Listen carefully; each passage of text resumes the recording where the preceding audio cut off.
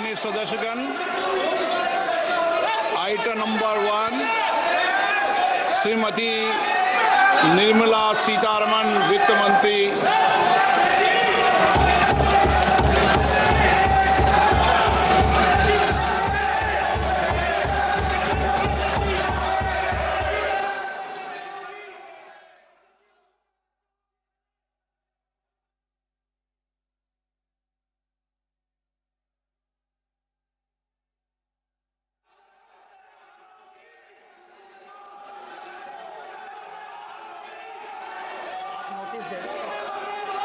सदस्यगण, budget के बाद राज्यपाल अभिभाषण में आपको पर्याप्त अवसर दूंगा। मेरा आपसे निवेदन है, नहीं माननीय अखिलेश जी, आपने संसद की मर्यादा को आप बना के रखें। कभी बजट भाषण के अंदर इस तरीके का नहीं हुआ, ये उचित नहीं है, ये उचित नहीं है। अखिलेश जी प्लीज, मैं आपको मौका दूंगा राज्यपाल अभिभाषण पे, प्लीज। नो, ये तरीका ठीक नहीं है। No,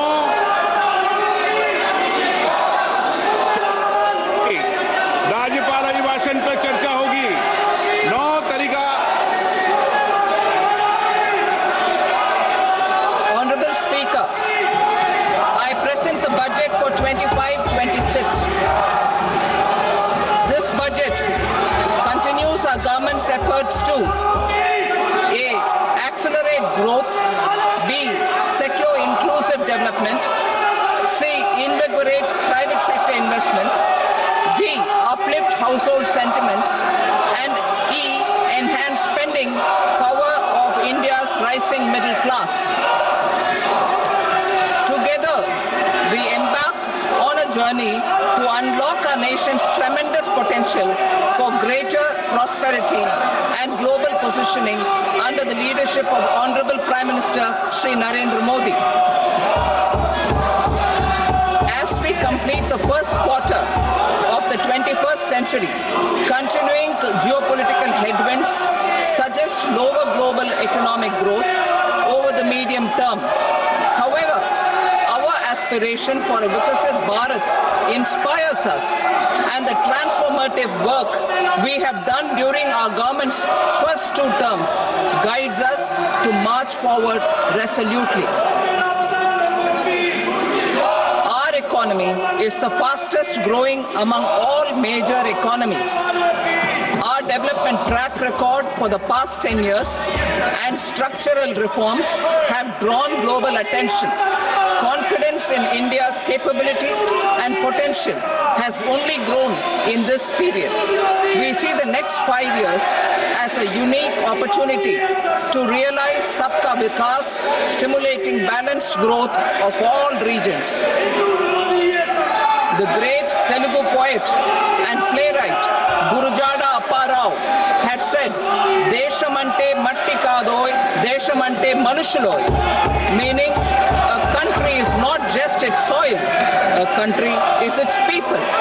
In line with this, for us, Vikasit Bharat encompasses zero poverty, 100% quality good school education, access to high quality, affordable and comprehensive health care, 100% skilled labor with meaningful employment, 70% women in economic activities, and farmers making our country the food basket of the world.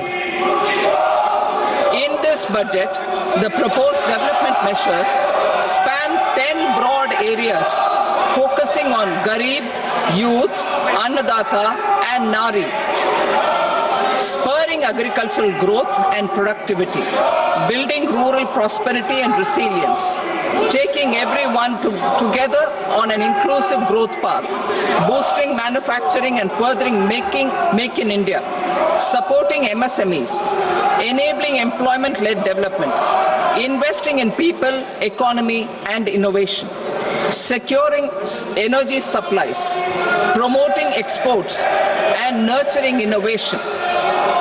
For this journey of development, our 4 powerful engines are agriculture, MSME, investments and exports. The fuel, our reforms, our guiding spirit, inclusivity, and the destination, Vikasit Bharat. This budget aims to initiate transformative reforms across 6 domains.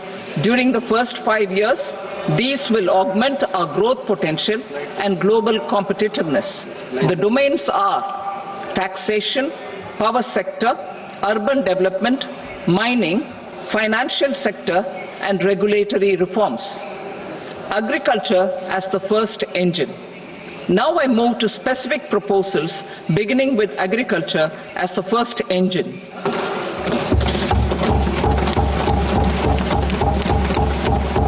Prime Minister Dhan Dhanya Krishi Yojana, developing agri-districts program. Motivated by the success of the aspirational district program, our government will undertake a Prime Minister Dhan Dhanya Krishi Yojana in partnership with states.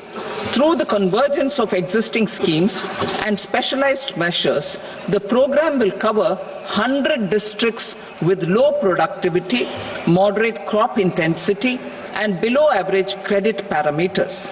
It aims to 1. Enhance agricultural productivity, 2. Adopt crop diversification and sustainable agricultural practices, 3. Augment post-harvest storage at the panchayat and block level, 4. Improve irrigation facilities, and 5. Facilitate availability of long-term and short-term credit. This program is likely to help 1.7 crore farmers. Building rural prosperity and resilience. A comprehensive multi-sectoral rural prosperity and resilience program will be launched in partnership with the states. This will address underemployment in agriculture through skilling, investment, technology, and invigorating the rural economy. The goal is to generate ample opportunities in rural areas so that migration is an option but not a necessity.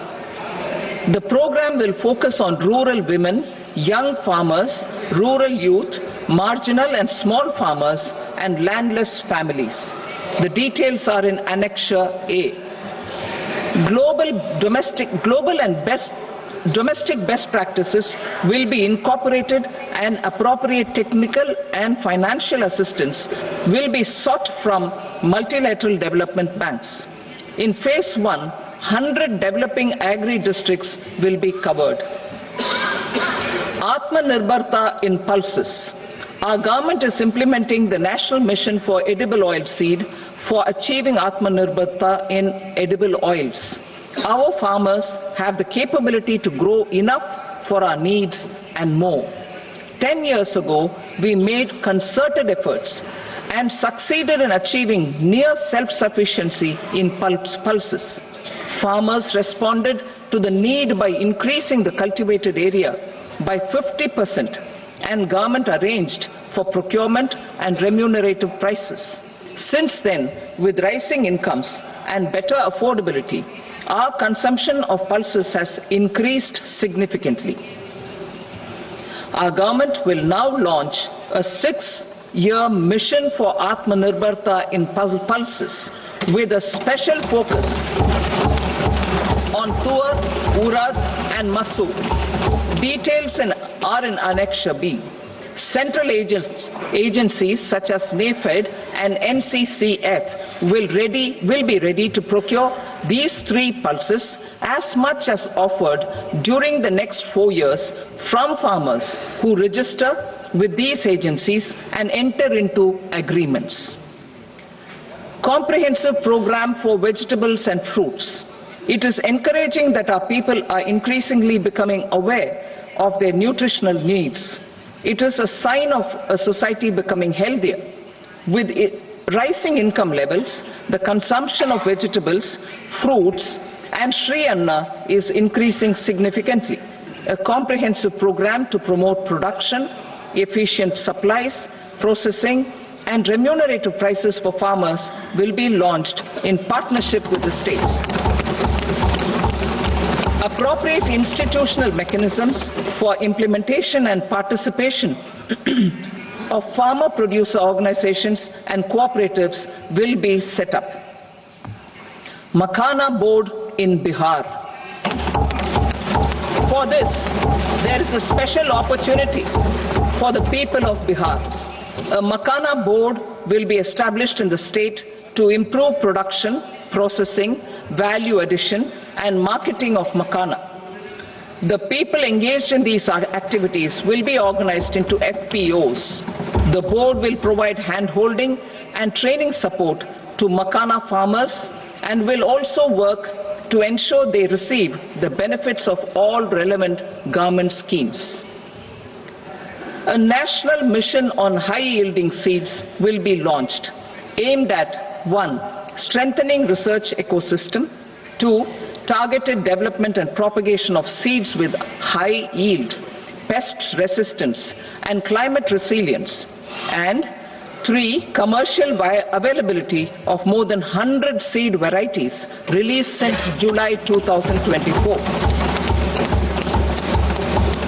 India ranks second largest globally in fish production and aquaculture. Seafood exports are valued at 60,000 crore rupees. To unlock the untapped potential of the marine sector, our government will bring in an enabling framework for sustainable harnessing of fisheries from Indian exclusive economic zone and high seas, with a special focus on the Andaman and Nicobar and Lakshadweep Islands. For the benefit of lakhs of cotton growing farmers, I am pleased to announce a mission for cotton productivity. This 5-year mission will facilitate significant improvements in productivity and sustainability of cotton farming and promote extra long staple cotton varieties. The best of science and technology support will be provided to farmers. Aligned with our integrated 5F vision for the textile sector, this will help in increasing incomes of the farmers and ensure a steady supply of quality cotton for rejuvenating India's traditional textile sector. Kisan credit cards facilitate short-term loans for 7.7 crore farmers, fishermen, and dairy farmers. The loan limit under modified interest subvention scheme will be enhanced from 3 lakh rupees to 5 lakh rupees for loans taken through the KCC.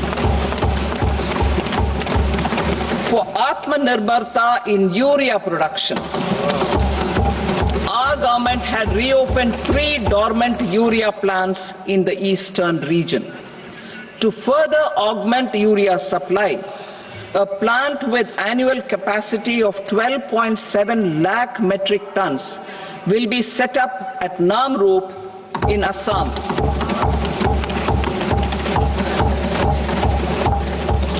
India Post, with 1.5 lakh rural post offices, complemented by the India Post Payment Bank and a vast network of 2.4 lakh Dak Sevaks, will be repositioned to act as a catalyst for the rural economy. Details are at Annexure C. India Post will also be transformed as a large public logistics organization. This will meet the rising needs of Vishwakarmas, new entrepreneurs, women, self-help groups, MSMEs, and the large business organizations. Our government will provide support to NCDC for its lending operations for the cooperative sector. MSMEs as the second engine. Now I move to MSMEs as the second engine, which encompasses manufacturing and services with a focus on MSMEs numbering 5.7 crores. Currently, over 1 crore registered MSMEs, employing 7.5 crore people and generating 36% of our manufacturing, have come together to position India as a global manufacturing hub. with their quality products. With their quality products, these MSMEs are responsible for 45% of our exports. To help them achieve higher efficiencies of scale, technological upgradation, and better access to capital, the investment and turnover limits for classification of all MSMEs will be enhanced to 2.5 and 2 times respectively.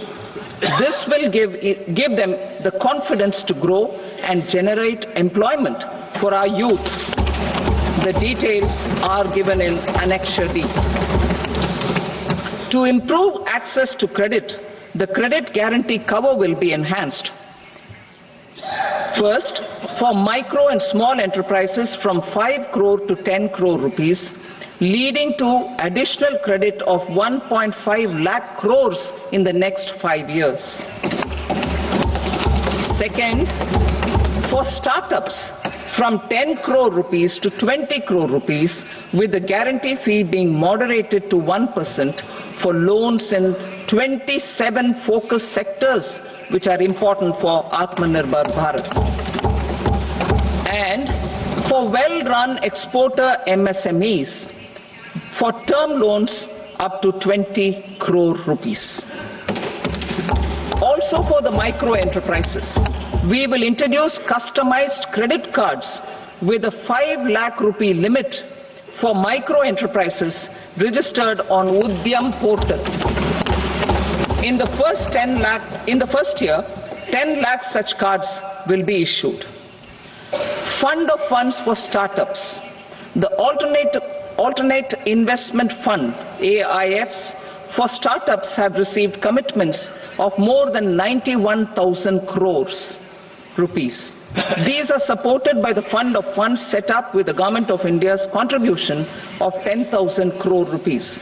Now, a new fund of funds with expanded scope and a fresh contribution of another 10,000 crore rupees will be set up. A new scheme will be launched for 5 lakh women, scheduled castes and scheduled tribes, first-time entrepreneurs. This will provide term loans up to 2 crore rupees during the next 5 years. The scheme will incorporate lessons from the successful Stand Up India scheme. Online capacity building for entrepreneurship and managerial skills will also be organized. Measures for labor-intensive sectors. To promote employment and entrepreneurship opportunities in labor-intensive sectors, our government will undertake specific policy and facilitation measures. To enhance the productivity, quality, and competitiveness of India's footwear and leather sector, a focus product scheme will be implemented. The scheme will support design capacity, component manufacturing, and machinery required for production of non-leather quality footwear, besides the support for leather footwear and products. The scheme is expected to facilitate employment for 22 lakh persons, generate over 4 lakh crore rupees, and exports of over 1.1 lakh crore rupees. Measures for the toys sector. Building on the National Action Plan for Toys, we will implement a scheme to make India a global hub for toys. The scheme will focus on development of clusters, skills, and a manufacturing ecosystem that will create high-quality, unique, innovative, and sustainable toys that will represent the Made in India brand. Support for food processing. In line with our commitment towards Purvodaya, we will establish a National Institute of Food Technology, Entrepreneurship, and Management in Bihar. The institute will provide a strong fillip to food processing activities in the entire eastern region. This will result in 1. Enhanced income for the farmers through value addition to their produce, and 2, skilling entrepreneurship and employment opportunities for the youth. Manufacturing mission, furthering Make in India. Our government will set up a national manufacturing mission covering small, medium and large industries for furthering Make in India by providing policy support, execution roadmaps, governance and monitoring framework for central ministries and states. Details are in Annexure E.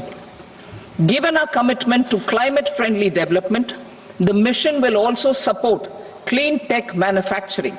This will aim to improve domestic value addition and build our ecosystem for solar PV cells, EV batteries, motors and controllers, electrolyzers, wind turbines, very high voltage transmission equipment and grid-scale batteries. Investment as the third engine. Now I move to investment as the third engine, which encompasses investing in people, investing in the economy, and investing in innovation. Investing in people. Saksham Anganwadi and Poshan 2.0. Saksham Anganwadi and Poshan 2.0 program provides nutritional support to more than 8 crore children, 1 crore pregnant women and lactating mothers all over the country, and about 20 lakh adolescent girls in aspirational districts and the Northeast region. The cost norms for these nutritional support will be enhanced appropriately. Atal Tinkering Labs. 50,000 Atal Tinkering Labs will be set up in government schools in the next 5 years to cultivate the spirit of curiosity and innovation and foster a scientific temper among young minds. Broadband connectivity to government secondary schools and PHCs. Broadband connectivity will be provided to all government secondary schools and primary health centers in rural areas under the BharatNet project. Bharatiya Bhasha Pustak Scheme. We propose to implement a Bharatiya Bhasha Pustak scheme to provide digital form Indian language books for schools and for higher education. This aims to help students understand their subjects better and in their language. National Centers of Excellence for Skilling. Building on the initiative announced in the July 24 budget, 5 National Centers of Excellence for Skilling will be set up with global expertise and partnerships to equip our youth with the skills required for Make for India, Make for the World manufacturing. The partnership will cover curriculum design, training of trainers, and a skills certification framework and periodic reviews. Expansion of capacity in IITs. Total number of students in 23 IITs has increased 100% from 65,000 to 1.35 lakh in the past 10 years.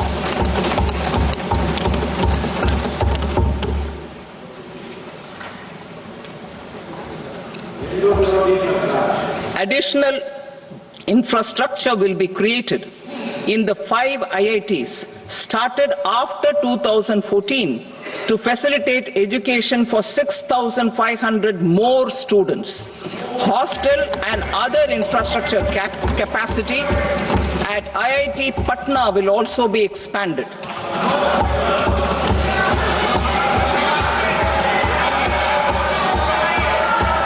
Center of Excellence.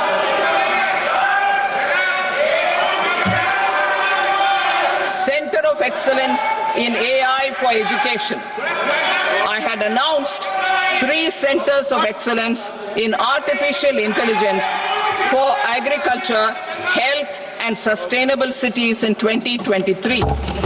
Now a center of excellence in artificial intelligence for education will be set up with a total outlay of 500 crores.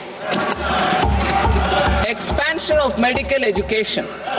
Our Our government has added almost 1.1 lakh undergraduate and postgraduate medical education seats in 10 years, an increase of 130%. In the next year, 10,000 additional seats will be added in medical colleges and hospitals towards the goal of adding 75,000 seats in the next 5 years.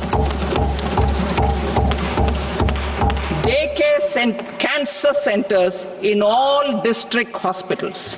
Our government will facilitate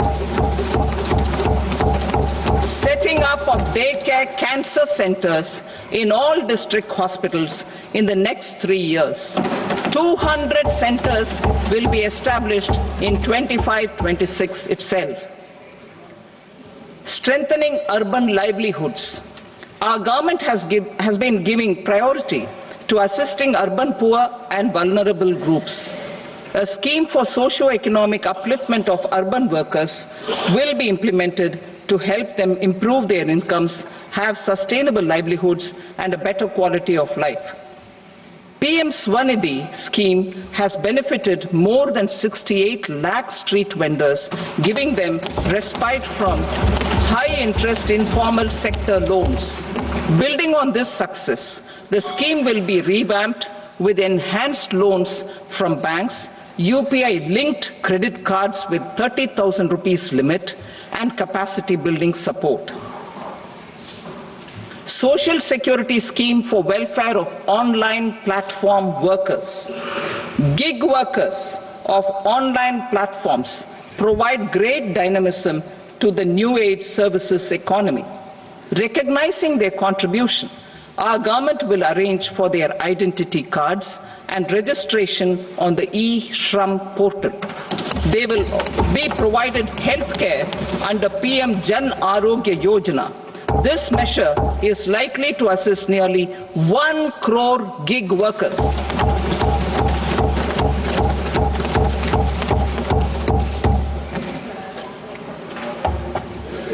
Investing in the economy. Public-private partnership in infrastructure. Each infrastructure-related ministry will come up with a 3-year pipeline of projects that can be implemented in PPP mode. States will also be encouraged to do so and can seek support from the India Infrastructure Project Development Fund, which is a scheme to prepare PPP proposals. Support to states for infrastructure. An outlay of 1.5 lakh crore is proposed for the 50-year interest-free loans to states for capital expenditure and incentives for reforms. Building on the success of the first asset monetization plan announced in 2021, the second plan for 2025 to 30 will be launched to plow back capital of 10 lakh crore in new projects. Regulatory and fiscal measures will be fine-tuned to support the plan. Jal Jeevan Mission. Since 2019, 15 crore households representing 80% of India's rural population have been provided access to portable tap water connections. To achieve 100% coverage, I am pleased to announce the extension of this mission until 2028 with an enhanced total outlay. The mission's focus will be on the quality of infrastructure and O&M of rural piped water supply schemes through Jan Bhagidari.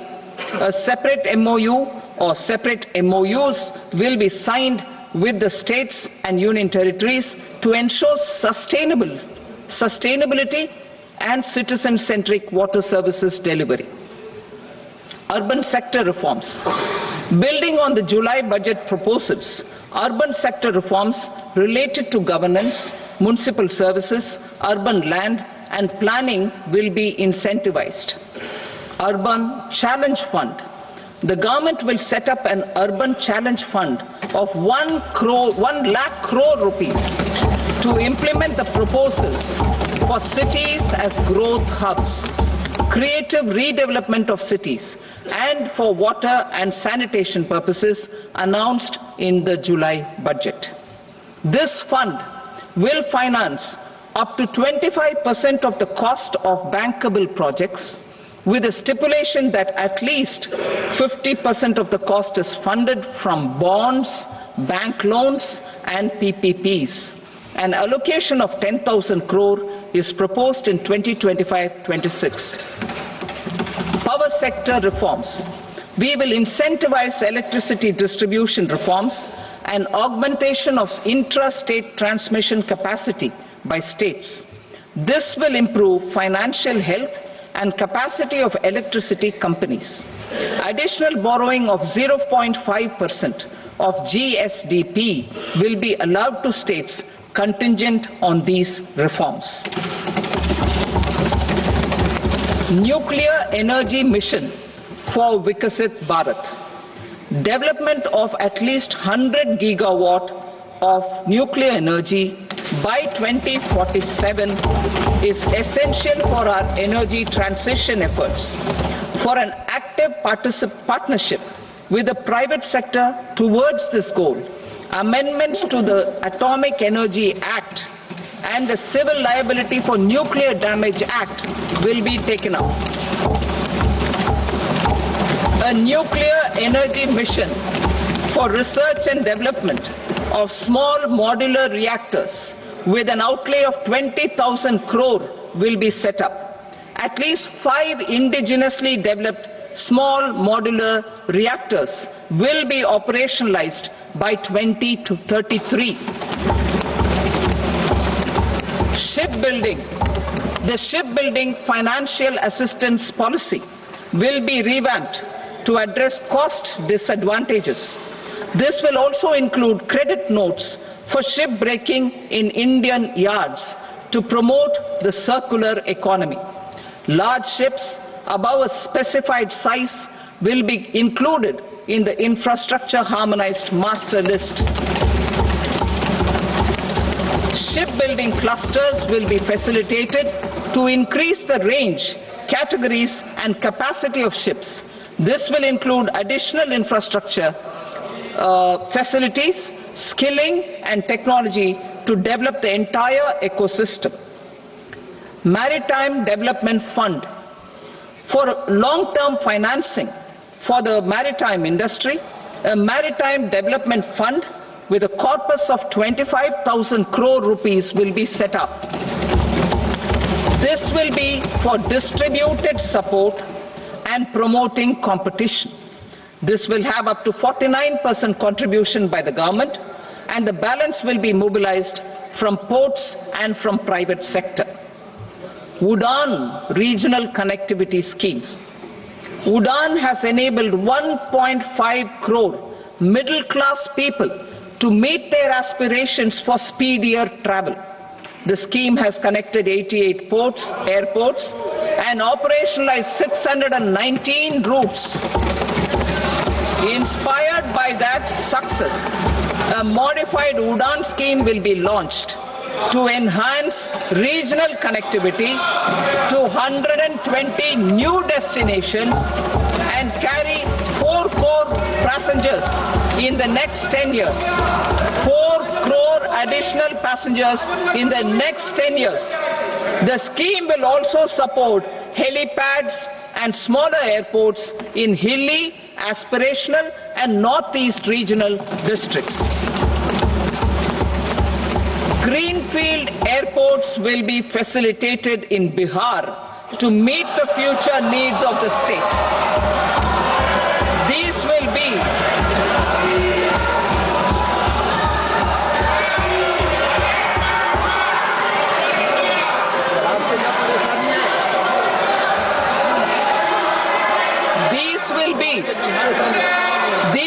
be in addition to the expansion of the capacity of Patna Airport and a brownfield airport in Beta. Western Kosi Canal project in Mithilanchal. Financial support will be provided for the Western Kosi Canal ERM project benefiting a large number of farmers, cultivating over 50,000 hectares of land in the Mithilanchal region of Bihar. Mining sector reforms, including those for minor minerals, will be encouraged through sharing of best practices and institutions of a state mining index. A policy for recovery of critical minerals from tailings will be brought out. Under the special window for affordable and mid-income housing, SWAMI, 50,000 dwelling units in stressed housing projects have been completed and keys handed over to home buyers. Another 40,000 units will be completed in 2025, further helping middle-class families who are paying EMIs on loans taken for apartments while also paying rent for their current dwellings. Building on this success, SWAMI Fund 2 will be established as a blended finance facility with contribution from the government, banks and private investors. This fund of 15,000 crore rupees will aim for expeditious completion of another 1 lakh units. PM Gati Shakti data for private sector.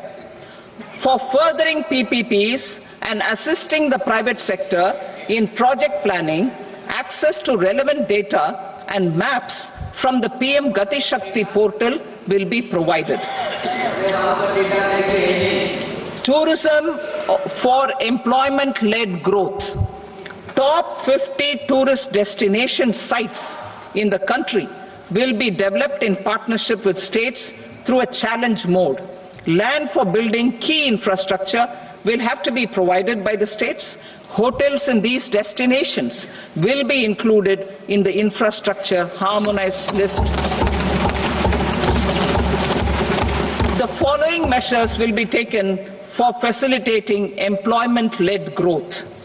Organizing intensive skill development programs for our youth, including in institutes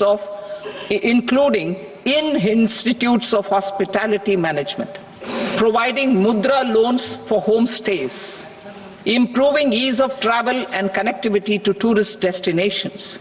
Providing performance-linked incentives to states for effective destination management, including tourist amenities, cleanliness, and marketing efforts.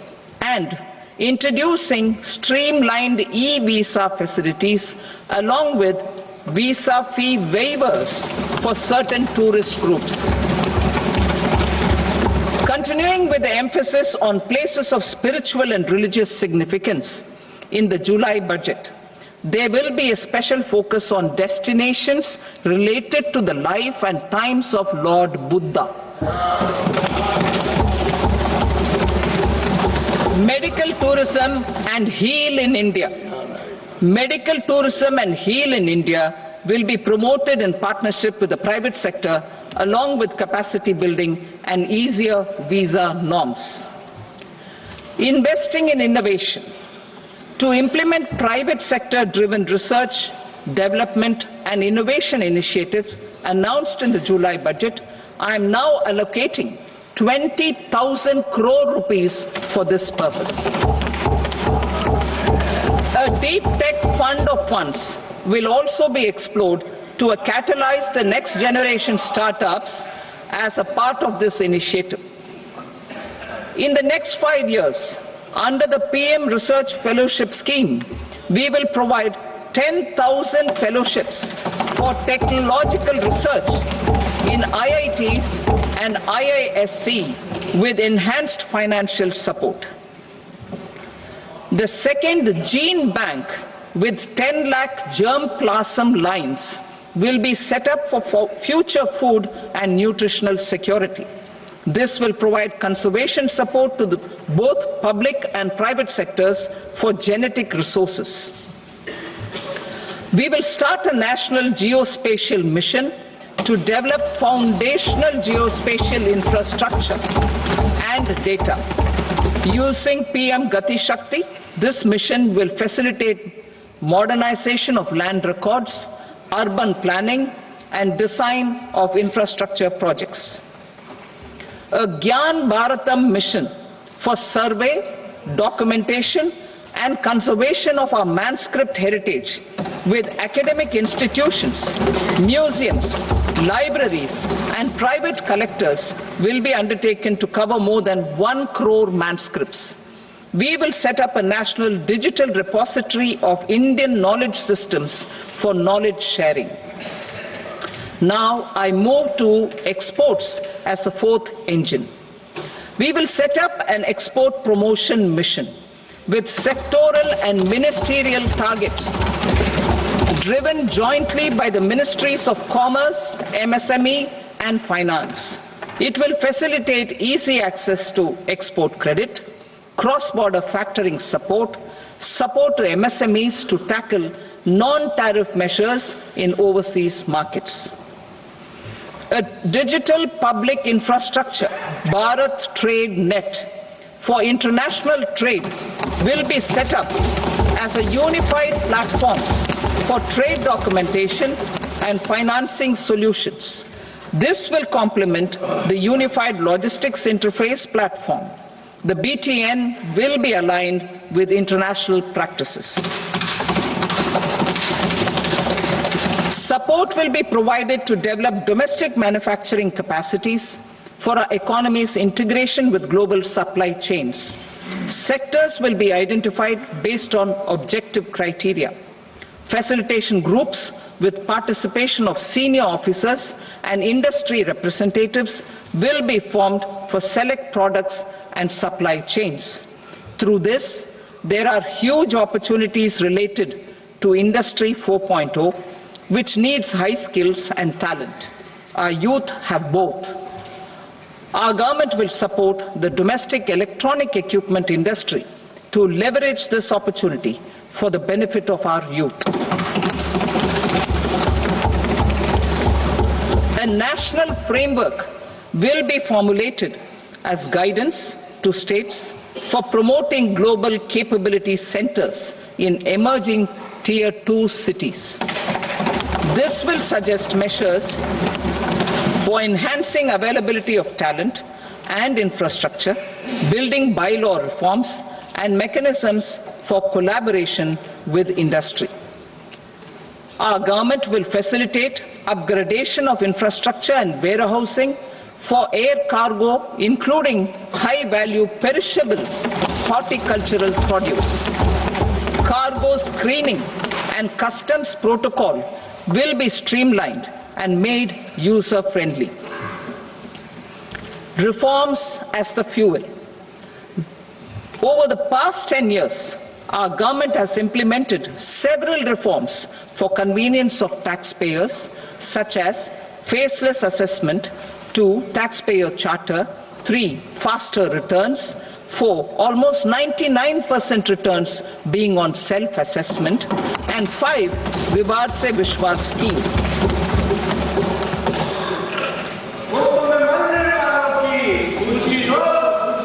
Continuing these efforts, I reaffirm the commitment of the Tax Department to trust first, scrutinize later. I also propose to introduce the new income tax bill next week. I will detail the indirect tax reforms and changes in direct taxes in Part B. Financial sector reforms. The FDI limit for the insurance sector will be raised from 74 to 100%. This enhanced limit will be available for those companies which invest the entire premium in India. The current guardrails and conditionalities associated with foreign investment will be reviewed and simplified. The services of India Post Payment Bank will be deepened and expanded in rural areas. NABFID will set up a partial credit enhancement facility for corporate bonds for infrastructure. Public sector banks will develop Grameen Credit Score framework to serve the credit needs of SHG members and people in rural areas. A forum for regulatory coordination and development of pension products will be set up. To implement the earlier announcement on simplifying the KYC processes, the revamped Central KYC Registry will be rolled out in 2025. We will also implement a streamlined system for periodic updating. Requirements and procedures for speedy approval of company mergers will be rationalized. The scope for fast-track mergers will also be widened and the process made simpler. As proposed in the interim budget, we signed bilateral investment treaties with 2 countries in 2024 to encourage sustained foreign investment, and in the spirit of First Develop India, the current model BIT will be revamped and made more investor-friendly. In the last 10 years, in several aspects, including financial and non-financial, our government has demonstrated a steadfast commitment to ease of doing business. We are determined to ensure that our regulations must keep up with technological innovations and global policy developments. A light-touch regulatory framework based on principles and trust will unleash productivity and employment. Through this framework, we will update regulations that were made under old laws. To develop this modern, flexible, people-friendly, and trust-based regulatory framework appropriate for the 21st century, I propose 4 specific measures. A high-level committee for regulatory reforms will be set up for a review of all non-financial sector regulations, certifications, licenses, and permissions. The committee will be expected to make recommendations within a year. The objective is to strengthen trust-based economic governance and take transformational measures to enhance ease of doing business, especially in matters of inspection and compliances. States will be encouraged to join in this endeavor. An investment friendliness index of states will be launched in 2025 to further the spirit of competitive, cooperative federalism. Under the Financial Stability and Development Council, a mechanism will be set up to evaluate impact of the current financial regulations and subsidiary instructions. It will also formulate a framework to enhance their responsiveness and development of the financial sector. In the Jan Vishwas Act 2023, more than 180 legal provisions were decriminalized.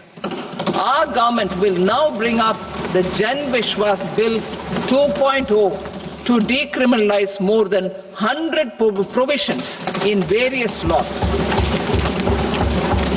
I now move to fiscal policy. In the July budget, I had committed to staying the course for fiscal consolidation. Our endeavor will be to keep the fiscal deficit each year such that central government debt remains on a declining path as a percentage of the GDP.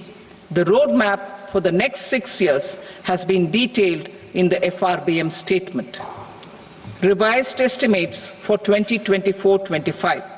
The revised estimate of the total receipts other than borrowings is 31.47 lakh crore rupees, of which the net tax receipts are 25.57 lakh crore rupees. The revised estimate of the total expenditure is 47.16 lakh crore rupees, of which the capital expenditure is about 10.18 lakh crore rupees. The revised estimate of the fiscal deficit is 4.8% of the GDP. Budget estimates for 25-26. Coming to 25-26, the total receipts other than borrowings and total expenditure are estimated at 34.96 lakh crore rupees and 50.65 lakh crore rupees respectively. The net tax receipts are estimated at 28.37 lakh crore rupees. The fiscal deficit is estimated to be 4.4% of GDP. To finance the fiscal deficit, the net market borrowings from dated securities are estimated at 11.54 lakh crore. The balance financing is expected to come from small savings and other sources. The gross market borrowings are estimated at 14.82 lakh crore rupees. I will now move to Part B. Indirect taxes. My proposals relating to customs aim to rationalize tariff structure and address duty inversion.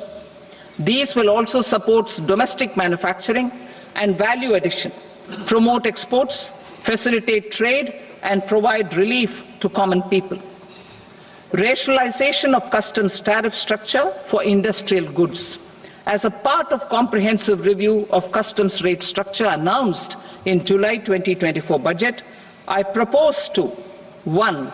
Remove 7 tariff rates. This is over and above the 7 tariff rates removed in 23-24 budget. After this, there will be only 8 remaining tariff rates, including 0 rate. 2. Apply appropriate cess to broadly maintain effective duty incidence, except on a few items where such incidence will reduce marginally. 3. Levy not more than 1 cess or surcharge. Therefore, I propose to exempt social welfare surcharge on 82 tariff lines that are subject to a cess.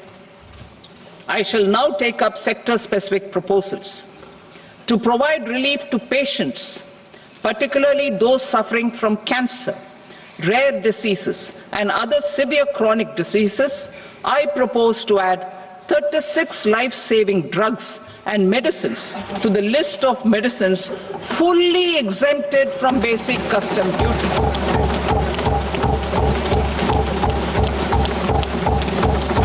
I also propose to add 6 life-saving medicines to the list attracting concessional custom duty of 5%. Full exemption and concessional duty will also respectively apply on the bulk drugs for manufacture of the above. Specified drugs and medicines under patient assistance programs run by the pharmaceutical companies are fully exempt from BCD, provided the medicines are supplied free of cost to the patients. I propose to add 37 more medicines along with 13 new patient assistance programs. Support to domestic manufacturing and value addition. Critical minerals. In the July 2024 budget, I had fully exempted BCD on 25 critical minerals that are not domestically available. I had also reduced BCD of 2 other such minerals to provide a major fillip to their processing, especially by MSMEs. Now, I propose to fully exempt cobalt powder and waste, the scrap of lithium-ion battery, lead, zinc, and 12 more critical minerals. This will help secure the availability for manufacturing in India and promote more jobs for our youth.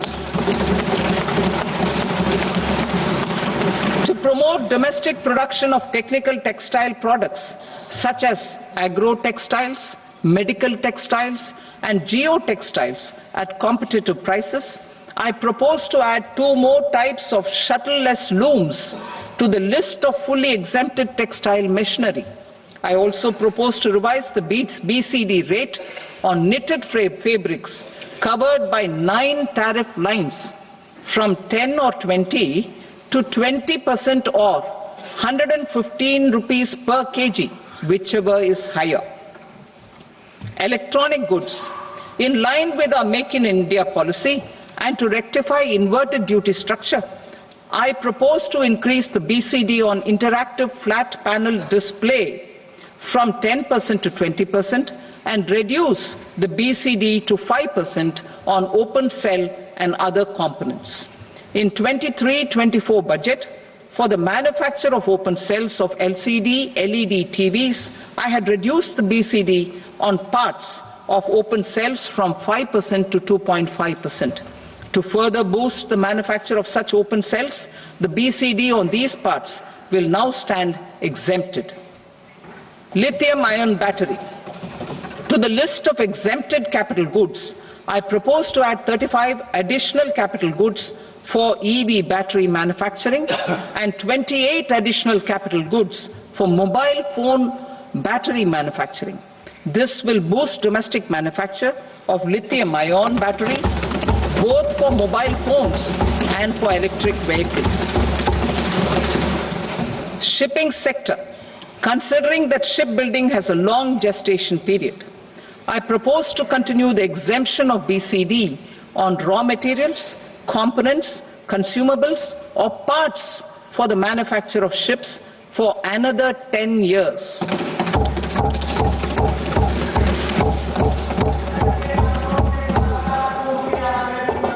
I also propose the same dispensation for shipbreaking to make it more competitive. Telecommunication. To prevent classification disputes, I propose to reduce the BCD from 20% to 10% on carrier-grade Ethernet switches to make it at par with non-carrier-grade Ethernet switches. Export promotion. To facilitate exports of handicrafts, I propose to extend the time period for export from 6 months to 1 year, further extendable by another 3 months if required. I also propose to add 9 items to the list of duty-free inputs. Leather sector. I propose to fully exempt BCD on wet blue leather to facilitate imports for domestic value addition and employment. I also propose to exempt crust leather from 20% export duty to facilitate exports by small tanners. Marine products. To enhance India's competitiveness in the global seafood market, I propose to reduce BCD from 30% to 5% on frozen fish paste, surimi, for manufacture and export of its analog products.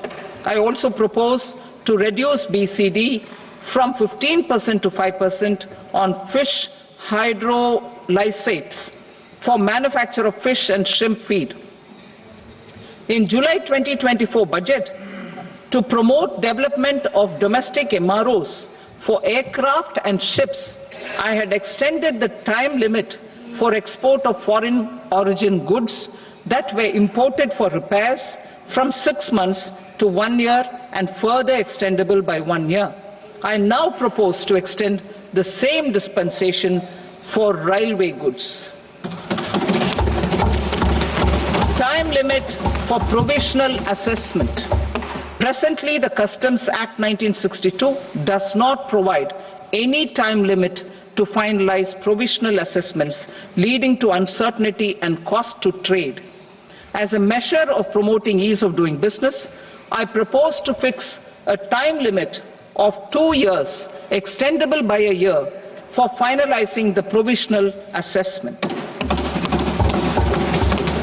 I propose to introduce a new provision that will enable importers or exporters, after clearance of goods, to voluntarily declare material facts and pay duty with interest but without penalty. This will incentivize voluntary compliance. However, this will not apply in cases where department has already initiated audit or investigation proceedings. For industry to better plan their imports, I propose to extend the time limit for the end use of imported inputs in the relevant rules from 6 months to 1 year. This will provide operational flexibility in view of cost and uncertainty of supply. Further, such importers will now have to file only quarterly statements instead of a monthly statement.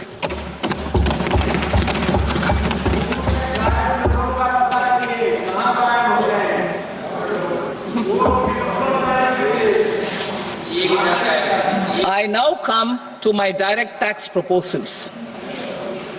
In Part A, I have briefly underlined taxation reforms as one of key reforms to realize our vision of Vikasit Bharat.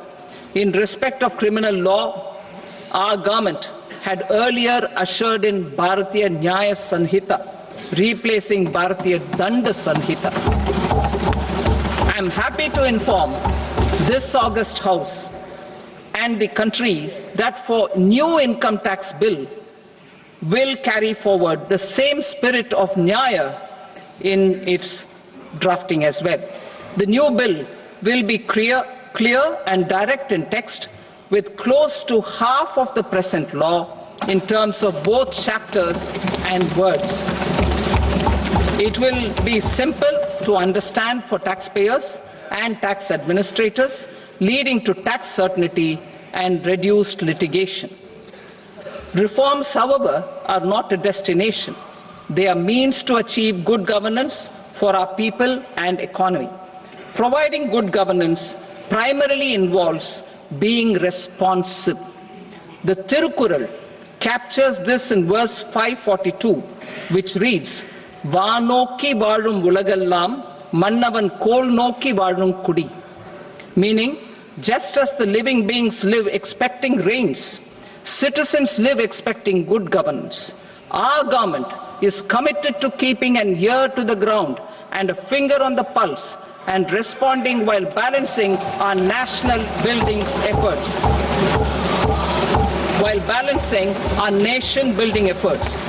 The following measures will detail just how our government will, under the guidance of PM Modi, has taken steps to understand and address. I repeat that sentence, sir. The following measures will detail just how our government, under the guidance of PM Modi, has taken steps to understand and address the needs voiced by our citizens. My tax proposals are guided by this spirit. The objectives of my proposals are as follows. Personal income tax reforms with special focus on middle class. Rationalization of TDS and TCS for easing difficulties. Encouraging voluntary compliance. Reducing compliance burden. Ease of doing business, employment and investment. I will come to my proposal on personal income tax towards the end. TDS and TCS, rationalization for easing difficulties. I propose to rationalize tax deduction at source, TDS, by reducing the number of rates and thresholds above which TDS is deducted. Further, threshold amounts for tax deduction will be increased for better clarity and uniformity. The limit for tax deduction on interest for senior citizens is being doubled from the present 50,000 rupees to 1 lakh rupees. Similarly, the annual limit of 2.40 lakh rupees for TDS on rent is being increased to 6 lakh rupees. This will reduce the number of transactions liable to TDS, thus benefiting small taxpayers receiving small payments. The threshold to collect tax at source, the TCS, on remittances under RBI's liberalized remittance scheme, the LRS, is proposed to be increased from 7 lakh to 10 lakhs. I also propose to remove TCS on remittances for education purposes, where such remittances is out of a loan taken from a specified financial institution. Both TDS and TCS are being applied on any transaction related to sale of goods. To prevent such compliance difficulties, I propose to omit the TCS. I also propose that the provisions of the higher TDS deduction will now apply only in non-PAN cases. In July 2024, the delay for payment of TDS up to the due date of filing statement was decriminalized. I propose to provide the same relaxation to TCS provisions as well.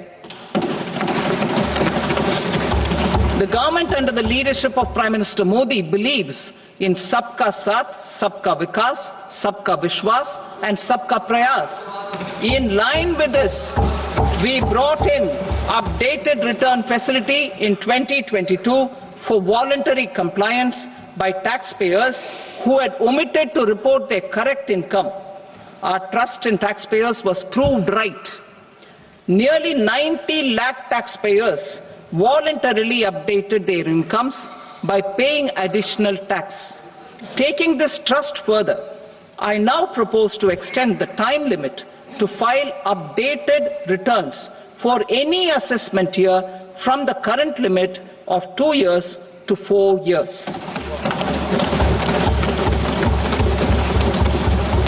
I propose to reduce the compliance burden for small charitable trusts and institutions by increasing their period of registration from 5 years to 10 years. It is also proposed that disproportionate consequences do not arise for minor defaults such as incomplete applications filed by charitable entities. Presently, taxpayers can claim the annual value of self-occupied properties as nil only on the fulfillment of certain conditions. Considering the difficulties faced by taxpayers, it is proposed to allow the benefit of 2 such self-occupied properties without any condition. To streamline the process of transfer pricing and to provide an alternative to yearly examination, I propose to introduce a scheme for determining arm's length price of international transaction for a block period of 3 years. This will be in line with global best practices.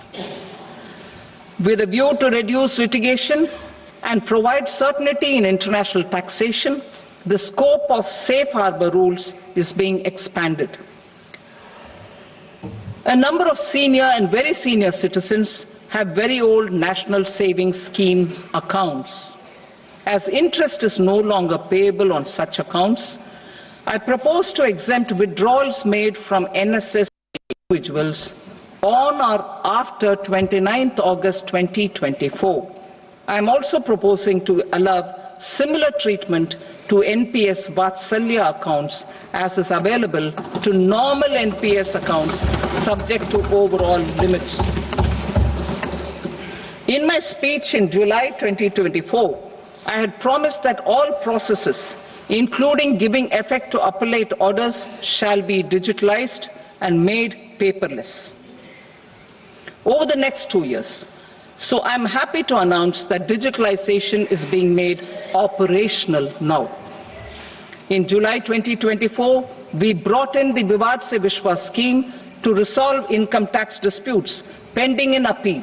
The scheme has received a great response, with nearly 33,000 taxpayers having availed of the scheme to settle their disputes. I have a few proposals to promote investment and employment. It is proposed to provide a presumptive taxation regime for non-residents who provide services to a resident company that is establishing or operating an electronics manufacturing facility. I further propose to introduce a safe harbor for tax certainty for non-residents who store components for supply to specified electronics manufacturing units. Presently, the tonnage tax scheme is available only to sea-going ships. The benefits of existing tonnage tax scheme are proposed to be extended to inland vessels registered under the Indian Vessels Act 2021 to promote inland water transport in the country. Extension for incorporation of startups. We continue to support the Indian startup ecosystem. I propose to extend the period of incorporation by 5 years to allow the benefit available to startups which are incorporated before 1/4/2030. In order to attract and promote additional activities in the IFSCE, I am inter alia proposing specific benefits to ship leasing units, insurance offices, and treasury centers of global companies which are set up in IFSC. Further, to claim benefits, the cut-off date for commencement in IFSC has also been extended by 5 years to 31/3/2030. Category 1 and Category 2 AIFs are undertaking investments in infrastructure and other such sectors. I propose to provide certainty of taxation to these entities on the gains from securities, to promote funding from sovereign wealth funds and pension funds to the infrastructure sector. I propose to extend the date of making an investment by 5 more years up to 31st March 2030.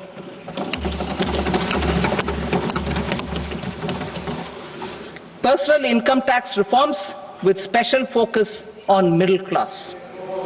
Democracy, demography, and demand are the key support pillars in our journey towards Vikasit Bharat. The middle class provides strength for India's growth. This government, under the leadership of Prime Minister Modi, has always believed in the admirable energy and ability of the middle class in nation building. In recognition of their contribution,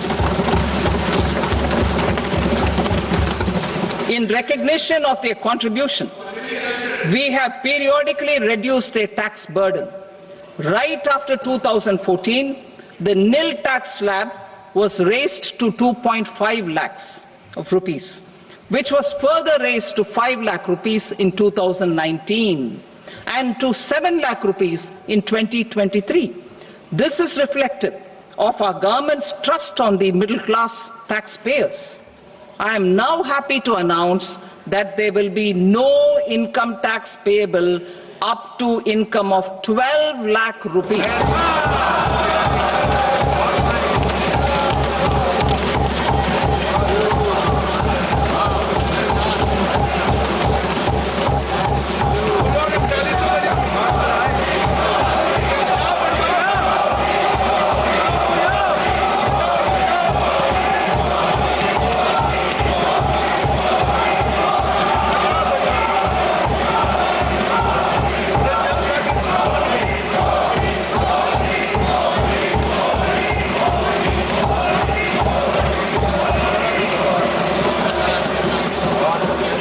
So, average income of 1 lakh per month, other than the special rate income such as capital gains, under the new regime.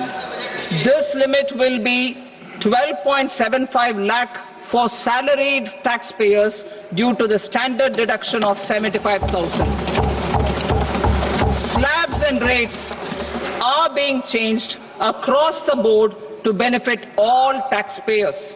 The new structure will substantially reduce the taxes of the middle class and leave more money in their hands, boosting household consumption, savings, and investment. In the new tax regime, I propose to revise tax rate structures as follows: 0 to 4 lakh rupees nil, 4.8 lakh rupees to 4 to 8 lakh rupees 5%, 8 to 12 lakh rupees 10%, 12 to 16 lakh rupees 15%, 16 to 20 lakh rupees 20%, 20 to 24 lakh rupees 25%, and above 24 lakh rupees 30%. To taxpayers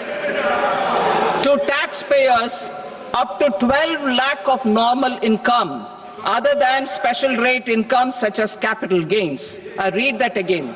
To taxpayers up to 12 lakh of income, other than special rate income such as capital gains, tax rebate is being provided in addition to the benefit due to slab rate reduction in such a manner that there is no tax payable by them.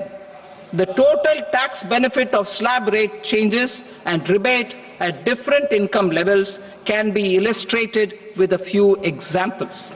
A taxpayer in the new regime with an income of 12 lakh rupees will get a benefit of 80,000 rupees in tax, which is 100% of tax payable as per the existing rates. A person having income A person having income of 18 lakh rupees will get a benefit of 70,000 rupees in tax. That is 30% of tax payable as per existing rates. A person with an income of 25 lakh gets a benefit of 1,10,000 rupees, that is 25% of his tax payable as per existing rates. Details of my tax proposals are given in the annexure. As a result of these proposals, Honorable Speaker, sir, revenue of about 1 lakh crore in direct taxes and 2,600 crores in indirect taxes will be foregone. Mr. Speaker, sir, with this, I commend the budget to this august House.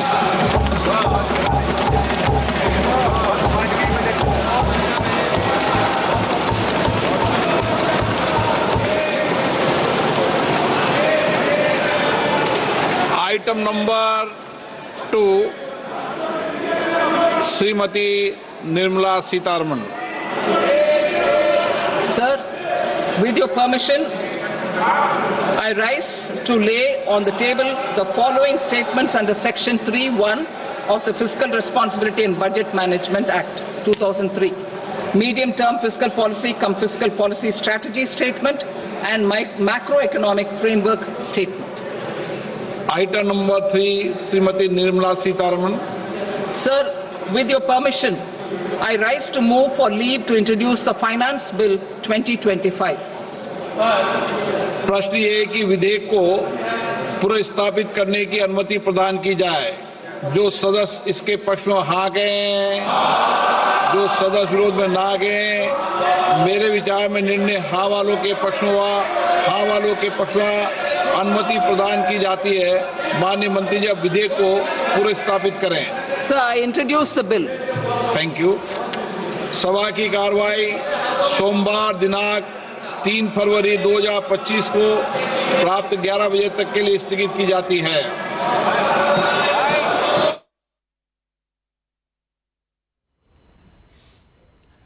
तो ये budget जो है